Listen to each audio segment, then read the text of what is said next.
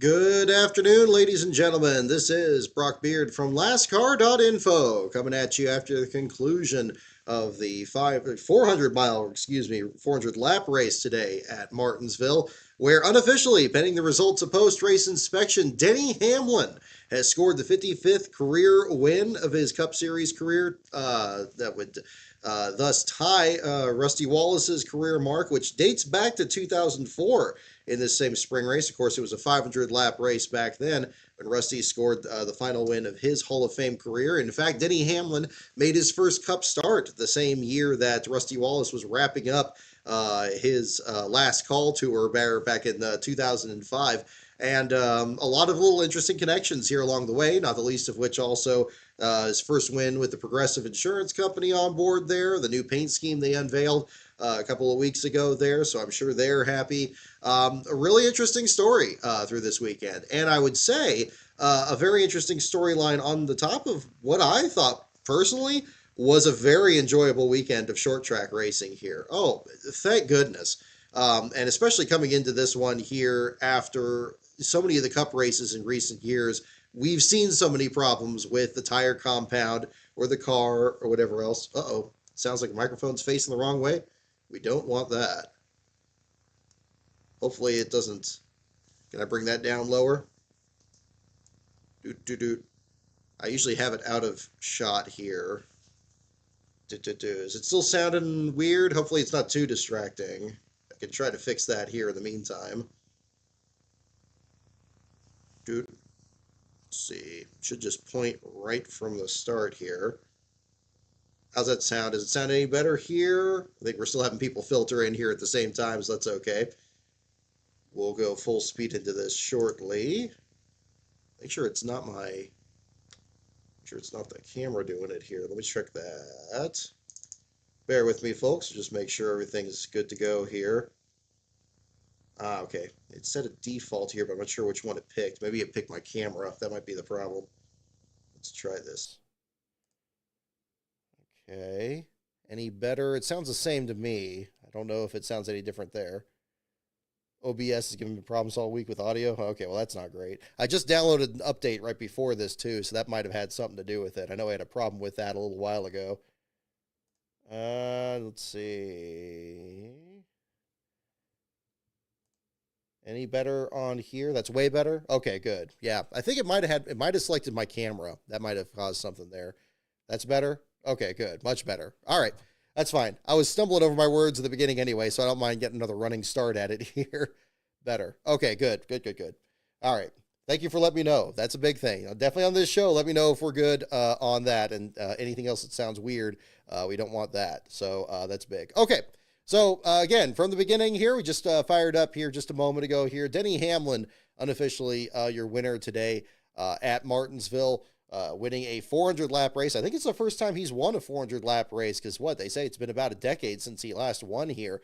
Used to be, you had to pick, back in that era, it was going to be Jeff Gordon, Tony Stewart, or Denny Hamlin just about every Martinsville race. And there was a stretch of time where they really had the keys to victory lane. And things have changed so much since then, especially with it being, in the playoffs and now the last round of the playoffs and getting big-footed that way. We've seen Ryan Blaney and other drivers really kind of take things to that event there. But I think it's an interesting bit of an old school touch there. I never really keep track of how many wins a driver has. It just seems like, nobody's really in that same galaxy of where Jeff Gordon was passing Darrell Waltrip and so forth there. But again, it is worth mentioning, especially with a career that Denny's had up to this point here. To be able to pull off another win and score another grandfather clock there in victory lane. So tremendous job for him. Happy for him. Happy for Progressive Insurance. As much as I don't like their commercials, I appreciate their increased involvement with this team. I think the paint scheme is solid.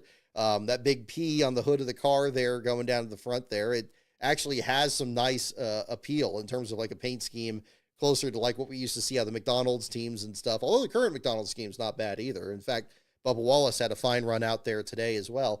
Just a tremendous week here with all of that too. So it's, again, I thought I was just saying before I was kind of adjusting the audio here, I thought this entire weekend was very enjoyable. In fact, for much of yesterday's race, when everybody was getting all hysterical about, oh, drivers don't show any respect and they're wrecking each other, and isn't this horrible? I'm like, this is Martinsville. This is kind of, this is a track that a lot of drivers don't like because it's such close quarters and it's so demanding, and there's nothing else you can do except route people out of the way and everything. We'll get into this more in the Xfinity series portion. That doesn't mean that that's necessarily the end of the conversation. I do think there are things that, NASCAR can look into going forward to adjust things that way, but I'll get into that more. We jump into the Xfinity race. Let me put a pin in the Cup Series one here, because we did have a good combination of, again, long green flag runs, multiple incidents here, drivers trying to overcome adversity, whether it's losing laps in the early stages or mechanical issues, especially, my goodness, electrical issues were a massive issue today. I don't know how warm it was out there. Big thanks to Cameron Tracy in particular, who provided some fantastic pictures this entire weekend from turns 1 and 2 from the Truck Series and Xfinity Series, and he just sent some more today during the Cup Series race. I look forward to posting those as well once I get finished on the article. Haven't really barely got started on the article because the last place battle turned out to be much more intense than I anticipated. I found this to be a tremendously enjoyable weekend of racing, and this Cup Series race on top of it. It may have had more green flag runs, especially at the end compared to the other two races this weekend. But I loved the tire wear. I love that we got that back from last fall, where all the grime is on the side of the car. We had a lot of little altercations, little fender benders here and there. Again, nothing really serious. Drivers okay after these incidents. And yeah, tracking, talk about cool suit failures. I mean, you think back with Ricky Rudd getting into the Hall of Fame this year. Of course, that story has already been getting enough play this year. And you see, even in modern NASCAR, with the technology advances so much since 1998, you can very much have a similar problem. We saw that with Austin Cindric, with Josh Berry, with Eric Jones, among other drivers that were having this problem all today. And it ended up being a factor really in how the rest of the race here played out. I like that it had a long green flag run to the finish. I said this in my videos before. Long green flag runs where drivers are driving the hell out of their cars out there and just making it stay green and actually being able to kind of keep going. That's, I think, much more compelling than just caution after caution. I thought this was great. I liked it. It was nice that it was separate from the whole playoff thing, from the fall. I'm sure it's still going to be a mess this year, doubly so with Talladega in the round of 8. But I thought this was perfectly enjoyable.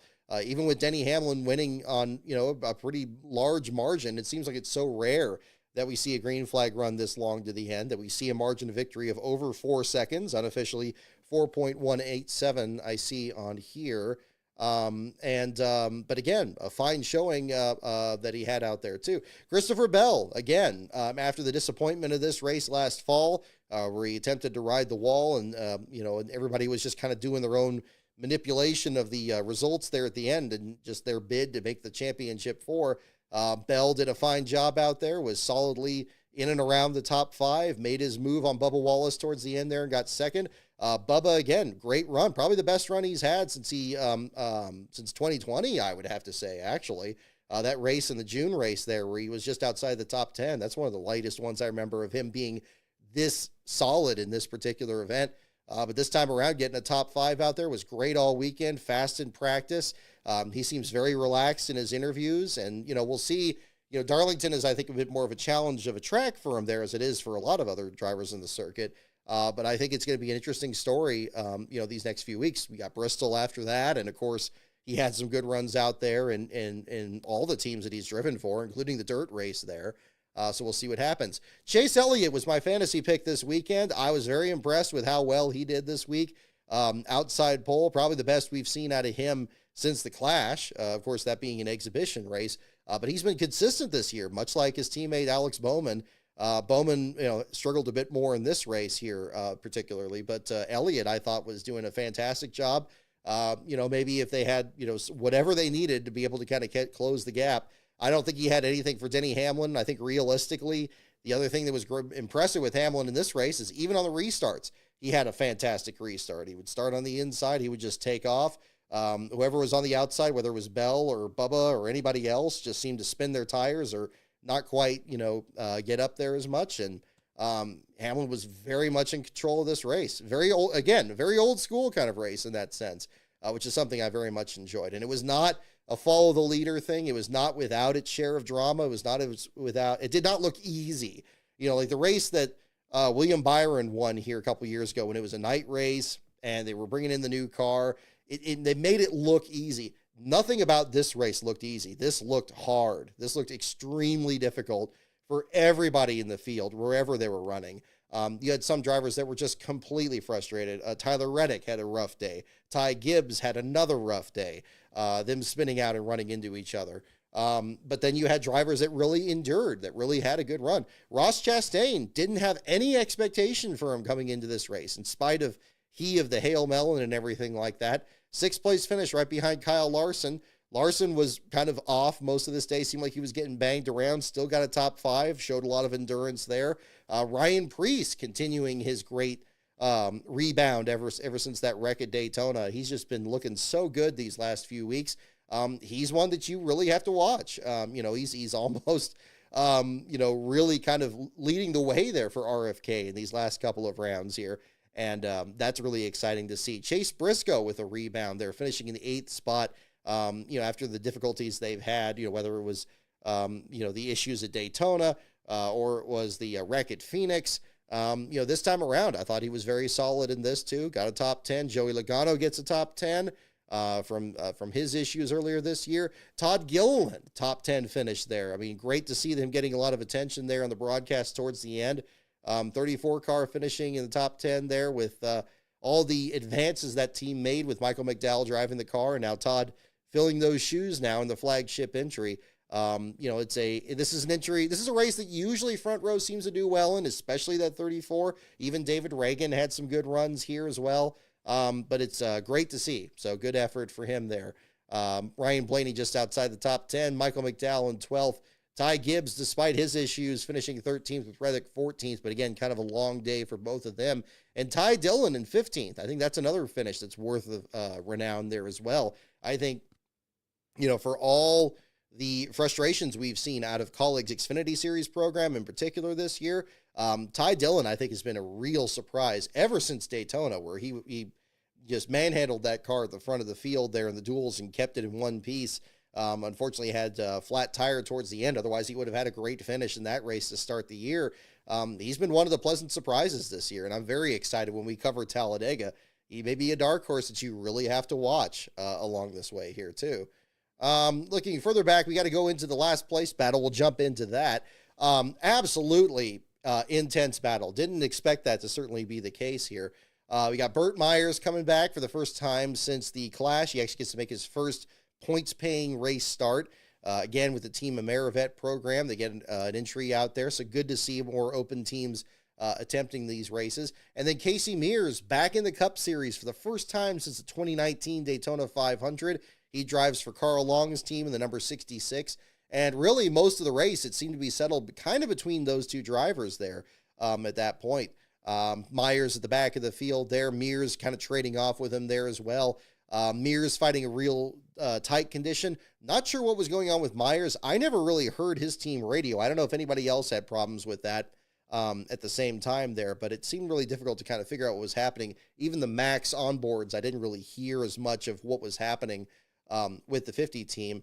But regardless, they were struggling for pace just about as much as Mears was, and they're kind of mirroring their patterns there from one time to the other. Myers seemed to have last place for most of the event, especially after Josh Berry was down there briefly, and the first of the many electrical issues that were happening on top of this. This is where we kind of lead into that. Berry had taken the lead at the home track for the Wood brothers there early on there with some tire strategy coming into play, had a couple of early cautions to kind of mix things up a little bit, which is always exciting at this track. I think that it was really interesting to see what he was able to do, but what seemed to be a relatively minor incident where he banged doors with Bubba Wallace on pit road, it really knocked them for a loop. And we got to see much more about, how they got to change the batteries in these cars. It's not behind the right rear wheel like we've seen in the older cars. You've seen teams jump through the right side window and actually change the battery from there. And whether it was a battery that just came loose or maybe caused a short or whatever it was, the team concluded it was more of an alternator issue.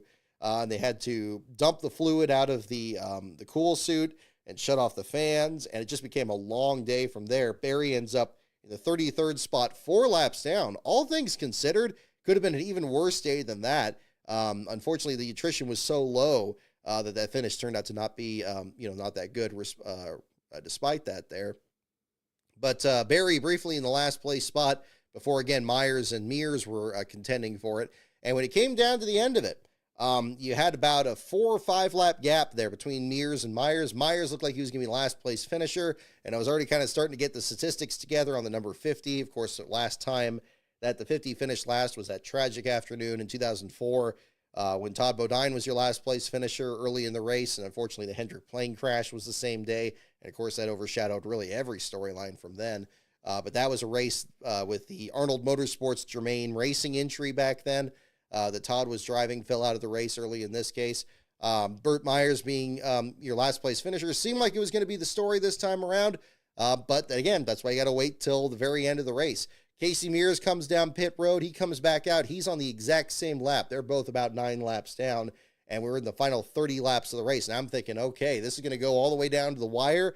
We may have something very similar to the 2021 All-Star race where you had cars side by side at the finish. Then Denny Hamlin made an unscheduled pit stop at the end to tighten some lug nuts and avoid a costly penalty there, and then ended up changing last place in that instant there. I was wondering if we were going to have that kind of an incident, but right at the moment that Mike Joy was starting to talk about it too, and maybe have the first time where a Martinsville Cup Series points-paying race had the entire field finish under power, something that I would think would probably be very much unheard of even 20 years ago. Austin Cindric ran out of batteries, was one of the many drivers that had these electrical issues and pulled the car behind the wall. And the first time since, again, another man of the day here, Rusty Wallace, finished last in the Miller Genuine Draft entry in 1996. Last time the number 2 finished last in a Cup Series race in Martinsville, Austin Cindric ends up taking the spot. Cindric takes it in quick order. He was already about 33rd, I believe, when he came down pit road. It was a couple laps down. Again, dealing with the same issue as Barry and Jones and the others, and ended up coming down pit road, and that was the end of it. And I'm sure, the fact they ran out of batteries, the fact that Josh Berry had the same issue, probably worked from the same exact nucleus of equipment there, and just ran out of it. I'm kind of intrigued that Cindric ran out of it before Barry did. That probably would have completely changed whatever the outcome of this was going to be. But regardless, Cindric ends up your last place finisher. I believe the last one he had, I haven't pulled up the full statistics yet since this occurred so late in the event. I believe his most recent last place run was at Phoenix last year in the spring race. But we'll have more of those statistics coming up here a little bit later at the same time. But I thought that was a real exciting race there at the end of the back of the field, even if Denny Hamlin seemed to pretty much have the race in his back pocket, certainly the last 100 laps or so of this event. But regardless, I think that I thought it was very enjoyable. I'm sure there are a lot of drivers that were exhausted and frustrated, certainly the ones that had the electrical issues. There were reports of a fire in Cody Ware's car, Ware finishing 3 laps down in 31st, which is pretty miraculous, given the fact that he could feel it through his feet in the car, and there were some shots of smoke coming out of the car there. Just unbelievable in those circumstances there. Just, what is at play here at the same time? Thankfully, it wasn't anything more serious, but I'm sure he's going to be recovering a bit here today, and hopefully we'll get some more updates on that going forward here as well. Cole Custer was really impressive at the beginning when he had a different tire strategy and was kind of hanging on there in the top 5 at the beginning. The Haas factory team having pretty much their first solid run just in general since the last lap of the Daytona 500 before the incident with him and Briscoe forced that big wreck that collected Denny Hamlin, incidentally, in that incident there. But Custer looked good at the beginning of this. Unfortunately, things didn't work out there the rest of the event, and he ends up 6 laps down in the 34th spot there. Shane Van Gisbergen had a rough day, too. He was involved in a couple instability of other drivers coming back out of retirement to try to run the Cup races here as well and get used to the next-gen car. I know we have Casey Kane coming back at Rockingham. Obviously, it's in the Xfinity car, not in the Cup Series car, but maybe there's a possibility of something down the line. Who knows? We'll find out if that's going to be the case, and that'll be definitely something I'll be covering on my entry list storylines from one week to the next. But, did we lose connection for a minute? I didn't see. Are we still here? Hopefully we're still here too. But, yeah, no, I thought the visuals of this race were very much enjoyable. And I really enjoyed like how this race actually played out. And I thought it was a very solid Martinsville race. I don't really have much notes on that. The broadcast, again, the way it could be presented would be a little bit better. But that's an ongoing issue, not particular to Martinsville. Martinsville is always one that I've always circled on my calendar. As I tweeted about this yesterday, I've always loved the dichotomy of the fact that you could have this race. It looks so clean and perfect. And, it's got the flowers in the corners and this like park-like setting at the train going by the backstretch. Everything is just so laid back. But then you start the race and you got marbles scattering all over the track, you got tire marks, people spinning out and crashing. You got, cars tore up and just dirty, and you got drivers that are overheated and exhausted, and just frustrations boiling over. And this leads us perfectly into the Xfinity Series race. So let's just jump right into that. I almost thought about just leading off with this here. I gotta say, and even after sleeping on this last night and kind of going back over it again today, I honestly don't really have a problem with what happened in that Xfinity race. I think there's a bit of an overreaction here. Not to say that there aren't things that could still be fixed, as I was teasing on this earlier. If we're really going to be wringing our hands about, drivers running into each other and spinning each other out and stuff like that. That was happening in today's race too, by the way, among the Cup Series drivers. It just didn't play out the same way because, the Xfinity Series cars are just a whole different animal too.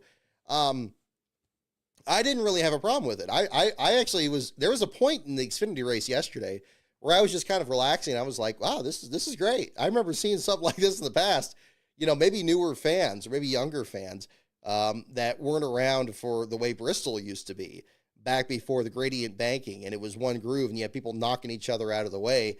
And you had big field clearing wrecks in the Cup Series race, not to mention Xfinity and Truck Series races there as well.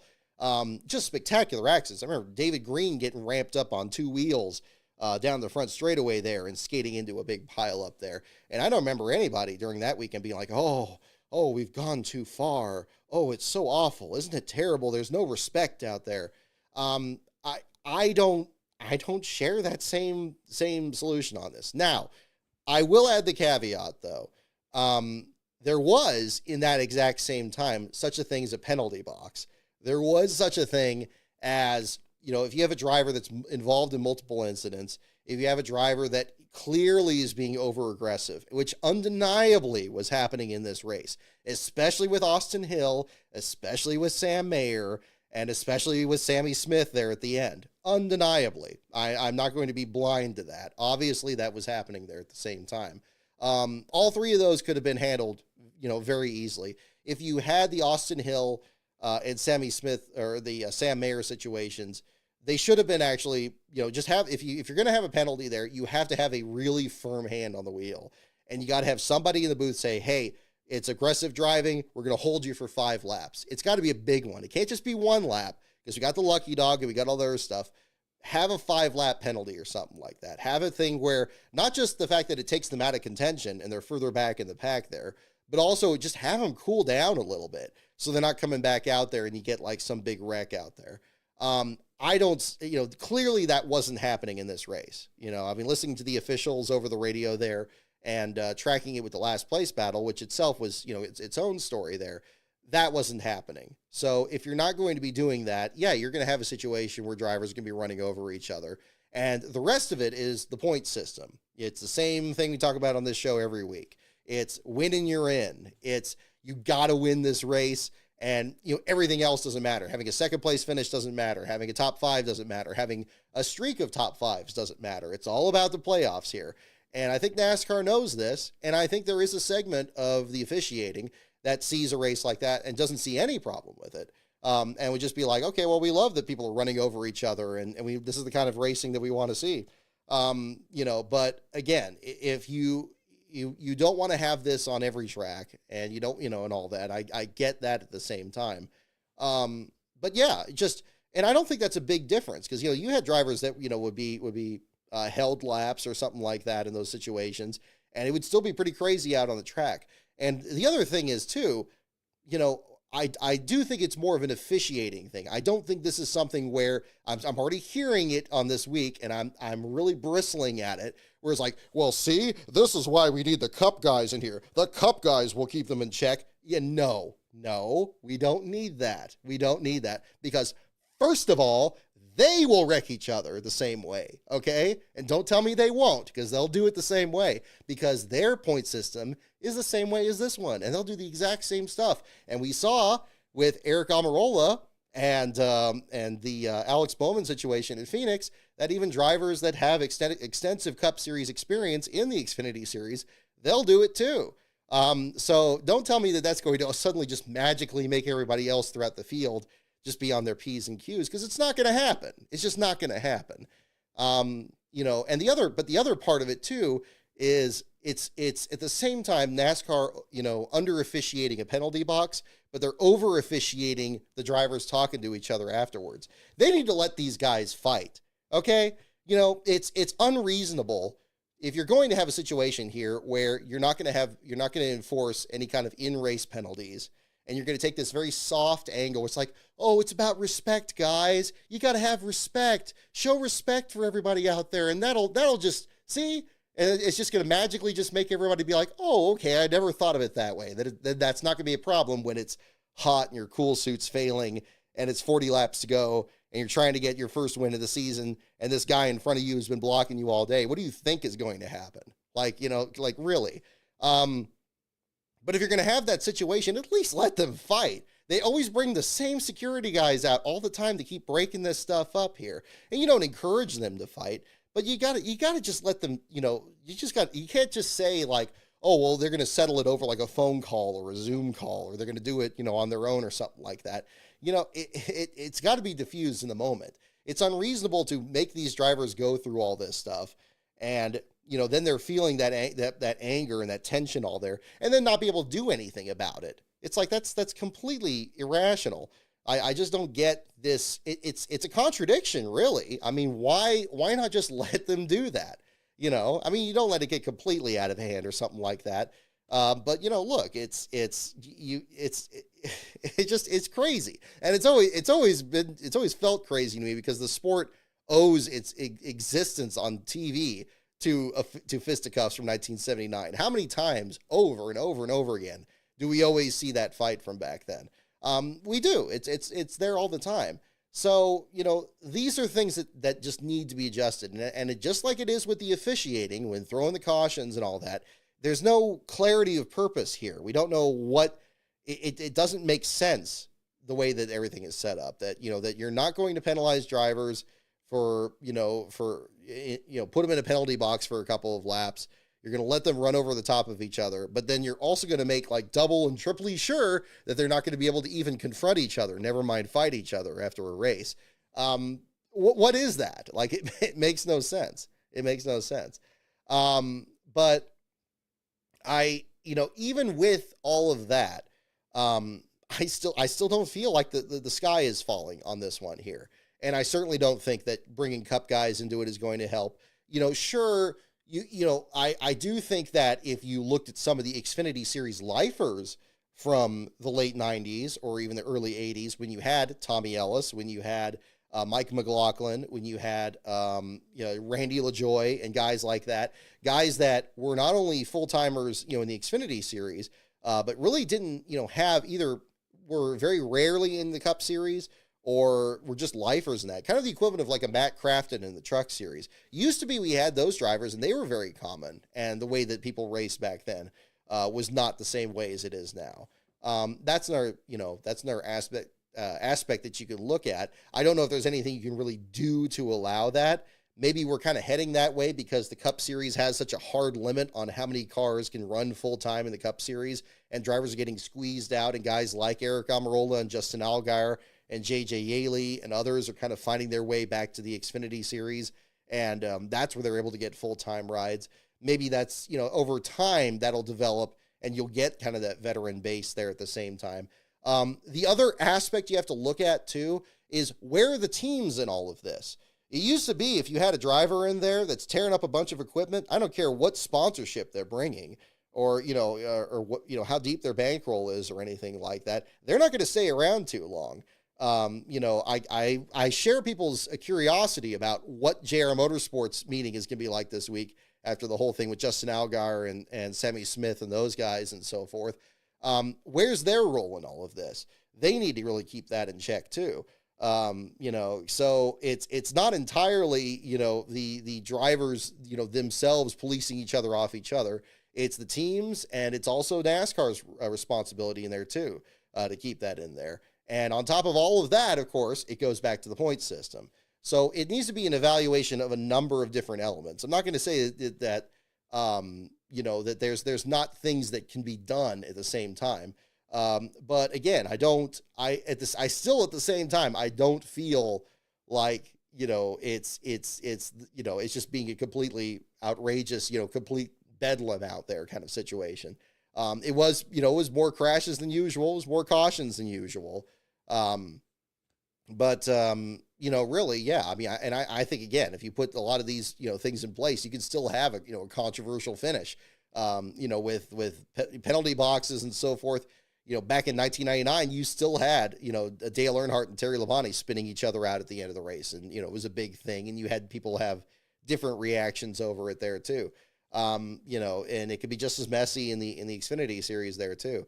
But yeah, I think that there's other ways to police this. And I don't think that bringing Cup guys in there is going to fix it.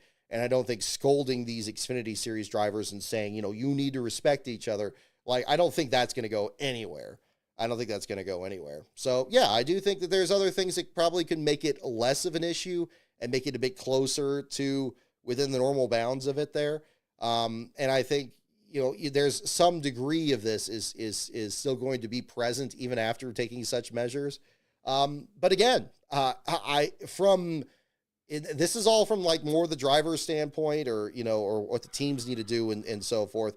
But from a viewing standpoint, I didn't have any real problem with it. I really didn't. And it's not just that it was, I liked that there was these drivers where, much like today, it was a very physical race. You had people that just had to drive the hell out of these cars. And yeah, they were knocking people, each other out of the way. But if you have people that are causing multiple cautions, yeah, I'll concede that. I think you do have to have something in there where somebody has to cool down for a little bit. But let's not get into this whole, we need to have penalties for avoidable contact, like Denny Hamlin's doing. It's like, what are you talking about? Like, I really have to kind of listen. Whenever I hear something from one of these big teams or somebody that drives for a big team and they want to sling their weight around here and turn this into Formula One, where you just have like, we can't have avoidable contact. It's like, this is stock car racing. Contact is a part of the sport. It's absurd. Like, okay, come on. It's a situation where the medicine is going to be worse than the disease. We don't need to have a situation like that.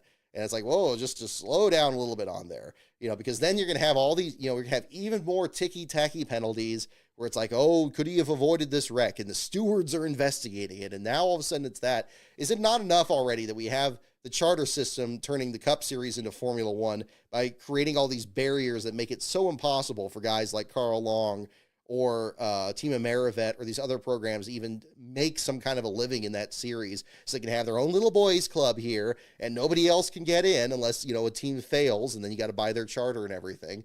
It's absurd. It's absurd. So I don't, and again, it kind of goes back to having more rules. It's the same problem with the cautions. We don't need more rules. We need less of them.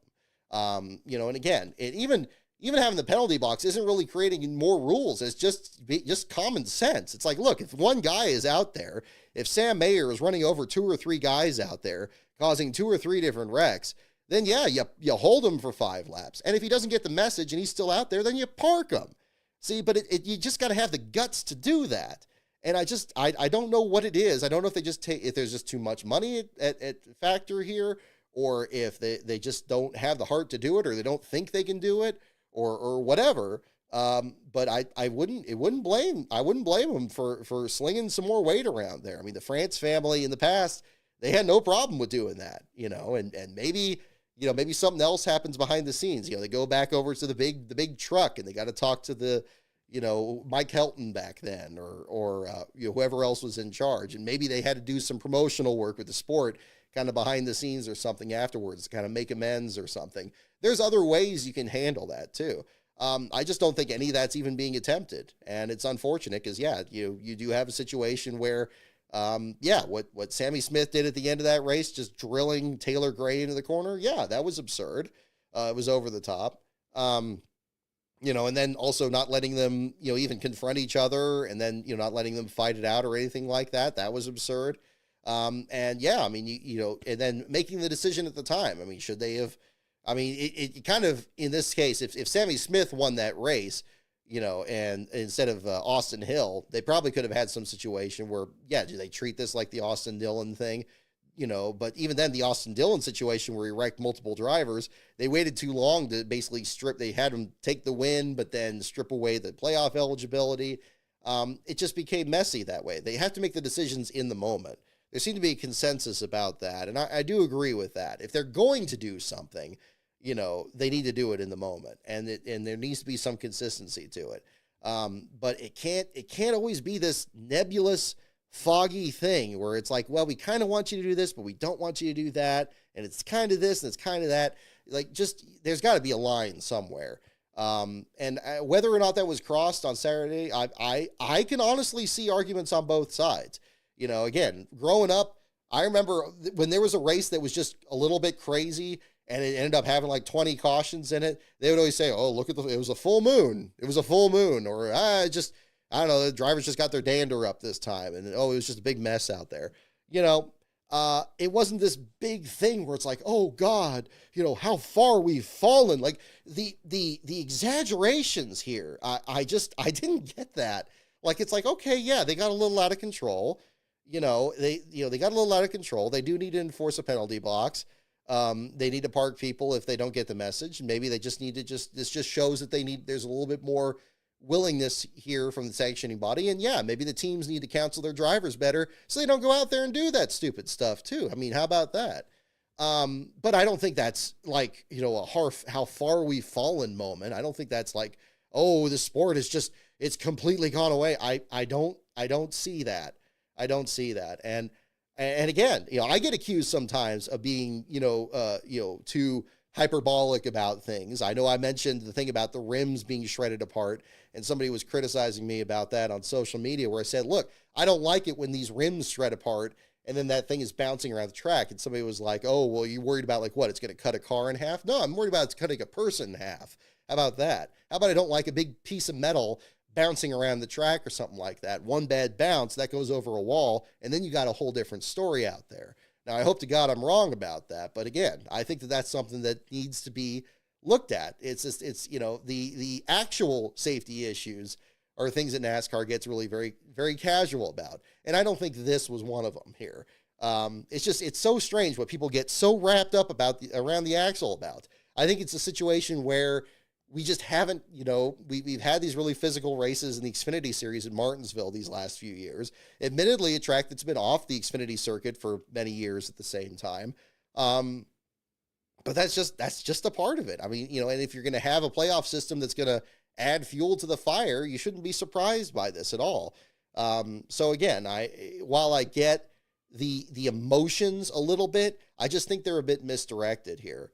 I just think that you just make a few small changes, just tweak things a little bit the other way, and not have to make some grand gesture about it, and not have to make this like, some, like what, like it just not make it more than it is on that. So, again, and really, I think with those measures in place, you probably still would have a race that played out this way. Maybe, some of those guys that caused these big wrecks would be 5 laps down and out of contention. And maybe they still have situations out there, but you got to let the drivers then settle it afterwards too, because then it boils over and it leads to the next week and you got those problems there. I'm going round and round on this, but I just can't help it because I was just in disbelief the other day here. Like people, again, even today, I like Mike Joey's metaphor about like about it being, a garbage fire, or a dumpster fire, and then a dumpster fire is contained. Like, okay, it's a good metaphor there. And yeah, contain it. Contain the dumpster fire. Have it within certain boundaries. You know, NASCAR is never going to be handled the same way as an open wheel sport. It's not going to be handled the same way as sports car racing. It's always going to have bumping and banging. You're going to have aggressive drivers that maybe, especially when they're getting into the series early on, are, you're still trying to figure things out and developing things. And they're going to cross that line there too. Is that something where they need to be suspended? Is that something where they need to be, fired out of their rides or something like that? No, I don't think that's the case there. Is that something maybe that they could factor into their driver approval process? Well, maybe that could be something that could be discussed at that point. But again, I think these are it's everybody's treating it like it's a 10. I still think it's like a 4. That's kind of where I'm coming down to this here. I'm not saying there's no problem but okay, it's like, all right, yeah, it goes a little bit far. You know, what happened at the end? It was crazy and it was kind of fun to look at, but it was insane. And a lot of people got their stuff torn up that shouldn't have had their stuff torn up, including Jeb Burton, who's the back of the field, got all the way up there into the top 10 and was going to have a good finish with his car in one piece, gets wiped out in that big wreck at the end. Yeah, that could happen in any race, but to, have it under these circumstances, yeah, it's a bit egregious. So again, the sport always goes through these periods where sometimes it's a little too much here and it's a little too much there. You just got to strike the right balance there at the same time. But it's not a time to just sit in a corner and despair about it and wonder where we're going. I just calm down. Just calm down a little bit on that. And I'm sure we're going to get plenty of stuff about that this week from everybody else's podcast. And they're all going to be like shouting these guys down. It's like, oh, this is terrible. And hitching up their pants and just being like, oh, I can't believe it. Back in my day, blah, blah, blah. No, back in my day, there were plenty of field clearing wrecks. There were plenty of drivers that did stupid stuff. Plenty of really experienced drivers still doing stupid stuff too. And plenty of controversial finishes. This isn't like, this isn't like the sequence from the Third Final Destination movie or something. Clearly, if it was a situation where, people were injured or people were put in danger or something like that, yeah, that would be an outrageous situation. But this wasn't that. So again, I'm going too far into this here, but I need to say something about it because I feel like the consensus is going to be the entire opposite direction. And, and it's unfortunate because I think really this year, there's a lot of great storylines in the field and it shouldn't be big-footed by a race that's just unusually aggressive, in this case here. And again, you don't want people doing this at the super speedways either. Yeah, of course not. And that gets policed there too. But again, penalty boxes, same deal there, especially, and maybe make it a bit more aggressive in that case because the penalty for it is, that much more significant. But one way or the other, Austin Hill pulls off the win. Sheldon Creed still gets second. Everything goes crazy. Everything, springs are flying out and everything's just going nuts. And we still had an Austin Hill win, and we still had Sheldon Creed finishing second for the 14th time in his career. And, it wasn't that out of control, was it? It still had, it was within the bounds of a pretty, usual outcome in an Xfinity Series race. Not a track that Austin has performed so well on, but again, him bouncing back and getting the good run out there. I've been kind of pleased with Austin Hill these last couple of weeks. I mean, him conceding in this one too, about this not being one of his best tracks, about him saying that he and Sheldon Creed are still hanging out and like that he kind of regrets what he said about him when they were teammates and they had that horrible incident there at the end of that Martinsville race a couple of years ago. I'm kind of coming around on Austin Hill a little bit. I didn't expect to, but I mean, these last few weeks have been kind of interesting. But again, there you go. He's up there. He gets a short track win. Justin Allgaier in third, understandably upset. Situation where he could have snuck right through there. Sammy Smith bangs doors with him. That opens the door for Austin Hill to take the extreme left and get around both of them. Yeah, sucks, but that's racing, I mean, that's kind of one of those situations. Brennan Poole, great job for him. Got his way from about 8th to 4th at the finish. Best short track finish for him there. Best run he's had since Talladega last year. Great effort for him. Dean Thompson there in the 6th spot, coming back from 2 different spins in this race. He got spun into the middle of traffic. Was amazed he didn't get involved in any incidents. He was the last car Xfinity leader coming into this race. Gets a good finish out there. Finishes in 6th. Great job for him. Daniel Dye as well. Apparently, Dye and Jeb Burton had some altercations out there. Burton back in 11th. Dye coming back to 7th there at the finish. Ryan Sieg had the left rear pushed in against the tire. Still got an 8th place finish. Chris Wright, first time he's finished better than like 18th in his Xfinity career. First, you never got a top 10 finish in the Truck Series, gets a top 10 finish here. I actually thought there was one point, and I know Chris Wright's been the center of controversy and himself being involved in more than his share of incidents, not to mention the Josh Bilicki incident coming down pit road at Daytona earlier this year, which may or may not have been because of traffic bouncing him onto pit road there.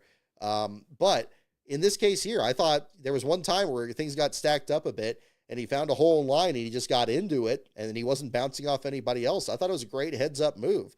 Maybe it's something you could say more of his spotter than the driver himself, but regardless, good finish for him there too. Looking further back, Parker Retzlaff in the 12th spot. Tommy Joe Martins was tweeting about how much the team was struggling that weekend and how much Parker got that car up there. Indeed, they had some long pit stops there at the same time. Great recovery there for him at the same time. Garrett Smithley in the top 15 had a beautiful paint job there on the number 14 for the SS green light thing. Great run for him after starting 34th on the grid. But obviously, everybody at the back of the pack, they're not going to be nearly as happy. We saw many drivers confronting Sammy Smith after the finish of that race there. Harrison Burton among those, the nose of his car completely destroyed in an incident after he had that early scrape with Corey Day going through turns 1 and 2. Burton ends up back in, where was he? The 24th spot there in the finish. Your last place finisher, however, Anthony Alfredo. This was a little bit off camera here. And again, big thanks to Cameron Tracy for the pictures he was sharing there at the same time. Anthony Alfredo pulling off the track with an engine failure right before the race kind of boiled over, particularly in the second half of the event there. He ends up your last place runner. Before then, you had other drivers that were having issues there at the same time. Carson Ware getting out there with the SS green light effort as Garrett Smithley's teammate was kind of picking his way through the field. Unfortunately, got spun a couple times himself. Still got a 30th place finish, still finished the race under power, and in fact, not far behind Taylor Gray and Connor Zilic in the next two spots there. Obviously, two drivers very frustrated about how their days ended up. Gray getting booted out of the lead, and Zilic just piece by piece getting involved in incident after leading 100 laps of this event too. Just chewed up his car there at the same time. Christian Eckes was just beside himself about how many frustrations he's had this year. Already had a last place finish coming into this event. Gets T-boned by Nick Sanchez on the back straightaway. Hard wreck out there. Glad he's okay after that incident there at the same time. Just a very physical, very, very demanding race out there in the Xfinity Series side there too. But again, Alfredo, your last place finisher. First for him in about 2 years. He was last at Richmond for BJ McLeod's team. It was kind of fun to talk about his career trajectory and him bringing that Dude Wipe sponsorship to these different small teams out there. The Randy Young team, I always had a soft spot for the number 42 in the sport here, whether it was Kyle Petty or Kenny Irwin, and then much more recently with Leland Honeyman and Anthony Alfredo running in an Xfinity, or John Hunter in the Cup Series. It's frustrating to see them have a rough day out there, but regardless, they end up being your last place finisher in this result. Let's see here. Last happens, there's times when the vehicle breaks down. Yeah, there's that too. Austin Hill won the Dash for Cash, Desert Fox. Thank you for bringing that up there too. Yeah, again, I think there would be a situation where, he pulled that off. He didn't even know he had won it at the time too. Again, I didn't expect to come around on Austin Hill, but these last few weeks, maybe I've just been wrong about him. I've always found his super speedway wins to be kind of boring and anticlimactic, especially if they happened at the cost of Ryan Sieg. I wasn't impressed with his way of handling the deal with Sheldon Creed, but maybe he was visited by some ghosts over this offseason or something. I'm kind of coming around on this guy, and I know he had a past where he was driving the 61, and that was part of a help with Carl Long's team and Shiggy Hattori and those guys out there and trying to field a team out there. It's an enjoyable Xfinity race. It was a bit crazy. It was a bit nuts, and there's other things you could look at going forward, but Mark Martin was tweeting, are you entertained? I'm like, yeah, I was. I was just calm. I didn't have that tightness in my back like I felt during the Atlanta race where they were goofing about shake and bake and the camera and the truck that got stuck in the tunnel and stuff like that. It wasn't nearly as infuriating. And I thought the broadcast group did a great job. I mean, again, even to an extent, with Adam Alexander, I thought he was okay in that, as much as he can be. I still think that, Kligerman and McMurray or whoever was in there, I understood that. I guess there was only one there or not the other. Again, kind of felt similar to last week where that person could have carried the broadcast just fine themselves. I like that they caught when Corey Day was losing control in turns 1 and 2 and hit the outside wall. They caught it at the moment, Benny Parsons style. And it was like, yes, just get back to that again. Get back to just being that engrossed in the action and not, let it be part of the experience there. Not just like being 3 steps behind the whole time. So yeah, I think that was, it was good. I enjoyed it. I had a very pleasant evening after that one there, which I guess is probably more than maybe some of the other drivers in that could say. And the Truck Series race, we'll kind of dovetail into this. Felt about the same. Very physical race too. A lot of people getting knocked up the track and everything. And at the end of this one, Daniel Heartbreak, old Daniel Hemrick pulls off a Truck Series win. His first win in NASCAR since that epic championship battle we saw him win a few years ago. Again, if I had to pick probably one moment that was probably the most exciting that I'd seen in person at a racetrack, it would be that championship battle where he got ahead of Austin Cindric there off the last corner and he come to the finish and just determined to not get second once again. And I'm waiting for Sheldon Creed to have that moment, and I'm waiting for Ryan Sieg to have that moment, and I'm starting to feel like maybe that day is going to come where it's going to be Sheldon Creed and Ryan Sieg leading off each other for a win. And that's going to be, that'll probably be the most intense thing out there. I just hope that that'll be a race I'll be attending when it happens. But we'll find out. But again, Hemrick was, great job by him leading just 4 laps of that race. Corey Heim seemed to have that one in his back pocket, got a flat tire, spun out. Different story for him there, but similar bad luck that he had at Homestead last week. Even then, Heim still finished 6th. He's still right up there in the points and undeniably is still a championship favorite.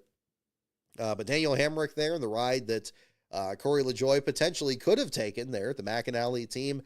Great effort there, a 1-2 finish for that team with Tyler Ankrum in second. I thought Ankrum had a better truck, honestly, than Hemrick did for most of that race. I think if Ankrum could pull off that win, that would have been huge. And he's been really on the comeback trail after a few very lackluster years. I saw a great video just this week on Ankrum's championship push that one year when he was driving for the DGR Crosley team, and he had to drive a few starts for Nemco when he lost his sponsor and then was, making it a ways into the championship. Again, it's been that long since we've really seen him have some good runs, but he's stuck with it, and he's, become more of a veteran driver out there, and he's had some good runs. And that first win, in that 18 truck is coming. And, whether it's this next couple of weeks or not, that's going to be something to see there too. The ongoing saga of the Front Row Motorsports deal, Chandler Smith this time out ahead, finishing in 4th, Delane Riggs in the 11th spot. I'm waiting for that team to really take off because, I thought at first it was going to be a big adjustment to them go from 1 truck to 2 trucks, but I think they're ready for it. I think that program is primed to really take off and really put it to Corey Heim and that effort out there this year. They've been really enjoyable to watch here from week to week, the first part of it. And yeah, they're spread out a little bit here, and yeah, neither of them led any laps, but again, I thought that they were, I think they've been really interesting to see. I think that's been really good. This was also an interesting race because we had a number of different drivers make their first start or their first start in a while. That was really good. The Martinsville race used to always have a lot of different teams you just usually didn't see. It was always a really good way for guys in like ARCA or the West Series, or just any other discipline, to kind of get their feet under them. So you usually had a really big entry list. Ironically, in this case, you actually had 1 fewer starter than we would have had for a full field. But the good news is all these guys got to get in the race, including Luke Baldwin, son of Tommy Baldwin Jr., the past team owner and grandson of the great Tom Baldwin. Great job by him. He was 22nd at the finish, but he was well into the top 10 a couple of times. Just got in a couple of incidents, kind of like we saw to Dean Thompson on Saturday. I thought he distinguished himself very well. And on top of Luke Fenhouse being in that 66 truck, the 2 Lukes could really, take off in that Thor Sport entry. And, maybe we see them mix it up with the leaders here as well.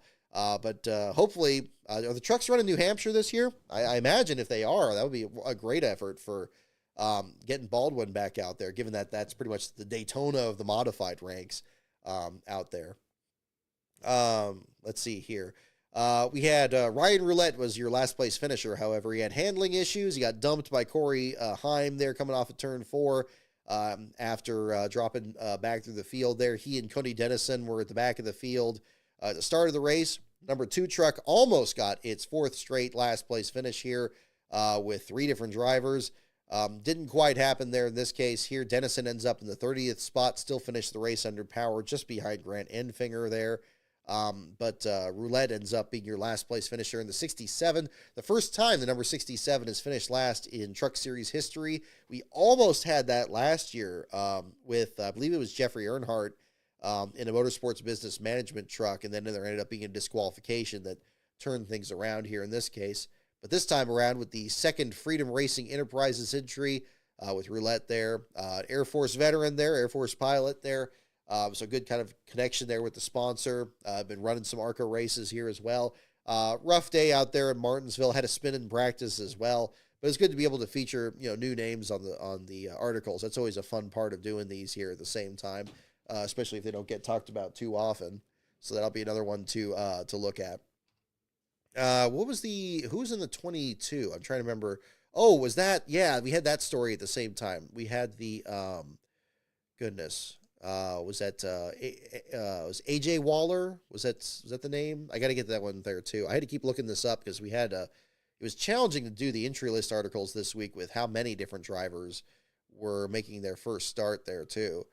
Let's see. Yeah.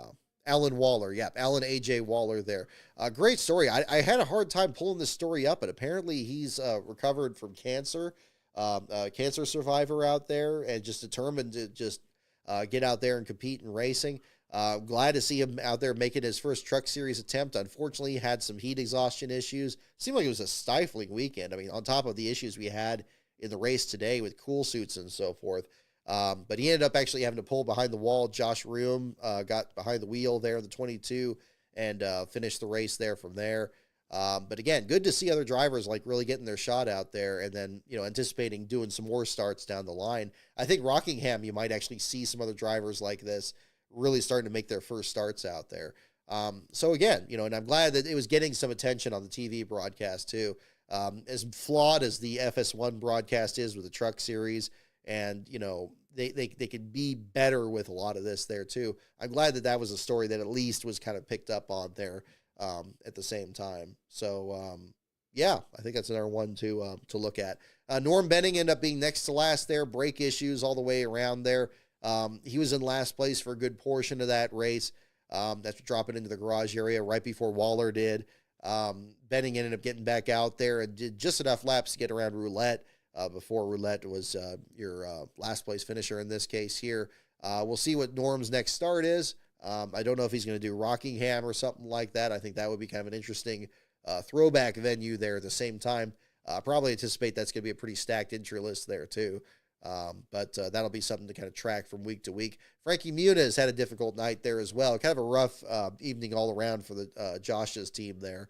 But Frankie out with rear end issues there, about 70 laps from the finish. And Corey Day had a rough weekend on all fronts there. Had the crashes in the Xfinity Series race that kept him in last place for most of the day. And then in the Truck Series race there as well, suspension failure after getting backed into the outside wall, finishing in the 32nd spot. But very happy for Daniel Hemrick. I don't know if I said enough about this. Him pulling off his first Truck Series win.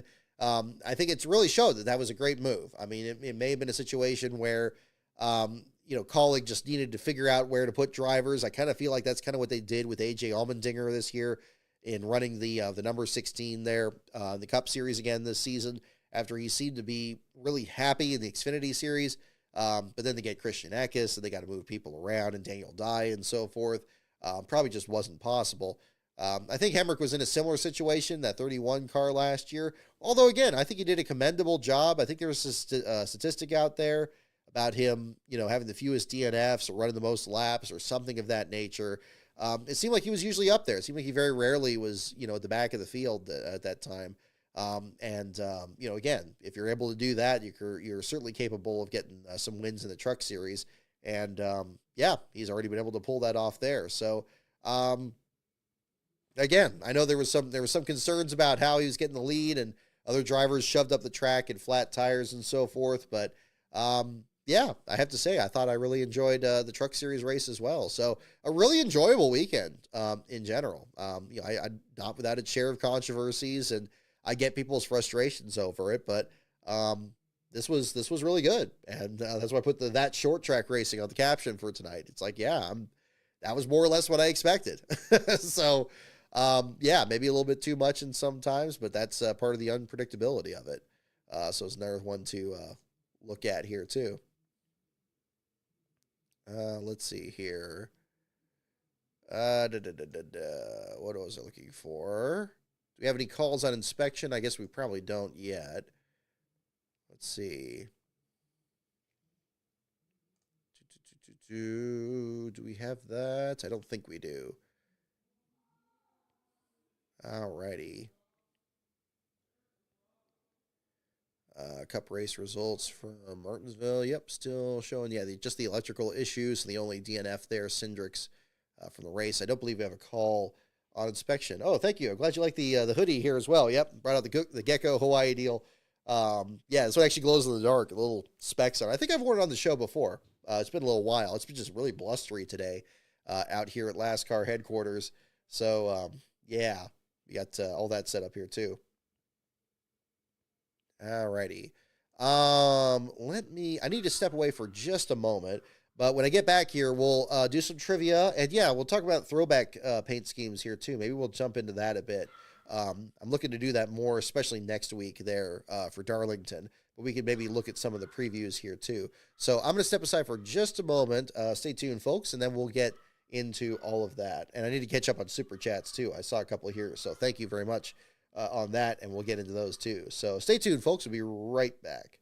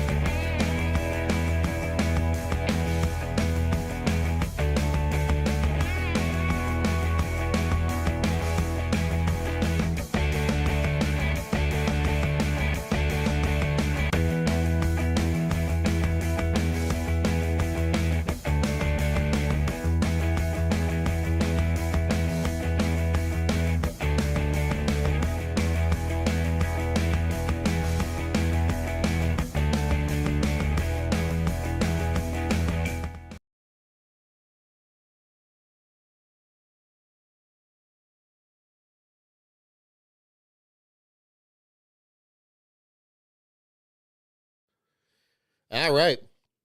Whoops, excuse me. All righty.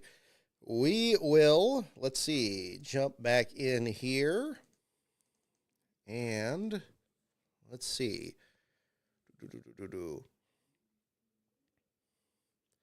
Ty Gibbs becomes the longest tenured JGR Cup driver without a win. JJ Yaley had the previous longest at 78. Ty Gibbs is now at 79 and 94 overall Cup starts. Interesting. Colby Evans tweeting this here just a moment ago at Start and Park Car.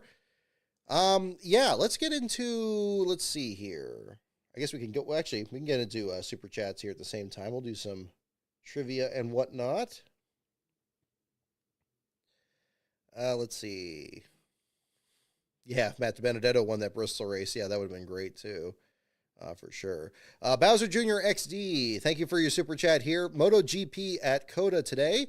Interesting dynamic on the best team where you have the champ being destroyed by his new teammate. Reminds me of Elliott and Larson. Wow, yeah, the Elliott-Larson debate. I wonder if that got reignited a little bit because we saw them kind of fighting in the top 5 there a little bit. Yeah. I haven't followed MotoGP that much. I understood they said that the pace car crashed in that, so kind of a crazy weekend in that one there. But I don't follow that as closely, so I don't have too much to add on that, but it'd be interesting to follow there for sure. And Bowser Jr., looks like you have a follow-up here on this. Again, thank you again for $5 on here. Pedro Acosta is the last place finisher after crashing on lap 8.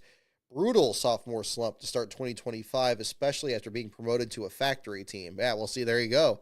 That's the thing with last place finishers. It could be just about anybody. Well, it could literally be anybody. They say that a Cup Series win in racing, you got more people that are capable of winning these days, but everybody is capable of getting last, and I suppose it's the same in MotoGP there. So rough deal there for him on lap 8. Hopefully he's doing okay. I know the MotoGP, the speeds and the driver protections are definitely nothing to scoff at there at the same time. Let's see. You want clean finishes? Get rid of the overtimes. Desert Fox Senior comment there on that as well. Yeah, no, definitely agree. I mean, it is a lot of the frustrations from Saturday's race, I think, are commentaries on other elements that have been a problem in NASCAR for a very long time. And I don't think it's entirely the drivers themselves. So that's another place to look at that. And Michael Jensen, thank you again for your super chat here for $5. Dale Jr.'s ex-post sounded like he's firing Sammy Smith on Monday. I'm sure he won't because he likes cashing Sammy's dad's checks, though. Look, it's a rough deal. And again, that team meeting is going to be intense. But that's the team's role in this. They're the ones that hire the drivers. If somebody's not getting it done, or if they're, if they're not happy about it, because they're the ones that got to piece the cars back together, and so forth. That's definitely something to look at. That's their role in it. And they should be allowed to have that role because, again, these guys are the ones that are putting the drivers out there. So I actually think, whatever, we'll see. But again, it's I don't know what's going to be the plan there at the same time. But yeah, the teams do have a role in this. I think that's the other objection I had to a lot of the reactions that were just looking at these drivers like shame, like, oh, how terrible it is. They're roughing each other up at a short track. Oh, wow. Just like, oh my goodness. Just, I hope none of those guys are watching Bristol in a couple of weeks. I don't think they're going to be able to handle it. But we'll see. We'll see. Let's see. Set up a boxing ring in the Martinsville infield. Yeah, who knows? But Michael, yeah, I'll be interested. It's going to be an interesting week. I mean, is that going to be another update on the entry list article? Who knows? But that'll be something to watch. Is that all we got? Is that where we're good on that? Okay, I think we're caught up, so that's good.